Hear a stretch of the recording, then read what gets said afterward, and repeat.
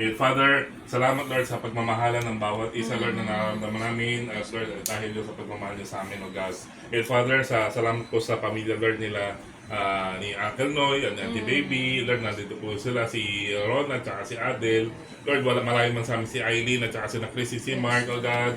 Father, I pray na i-bless mo sila, Panginoon. Kay Lord, si Auntie J, Lord, kahit si Tita Hilda, Lord, I pray na i-bless niyo mo si Annette at saka si AJ, Panginoon. Lord, thank you, Lord, sa pagbisita, Lord, ng family ni Kuya Benny, O God, at yung mga anak niya. Lord, i-bless mo sila, O God. And Father, at thank you rin, Lord, na anong tawag dito, si Tita Feli po kasama namin, O God. Lord, alam mo yung puso niya. Alam mo po, Lord, yung puso ng bawat isa. Alam mo, Lord, yung mga needs namin. And Lord, alam namin na faithful kayo sa buhay ng bawat isa at sineselebrate namin yun. Lord, sa mga pagkain na nasa harapan namin, Father, I pray na i-bless mo po to, Lord, maging kalakasan sa katawan namin. Lord, basbasan mo to, Lord, para maging kalakasan sa katawan namin, O God. Lord, pagalingin niyo kami, Lord, sa mga may sakit.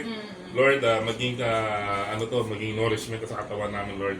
In Jesus' name we pray, Lord. Amen.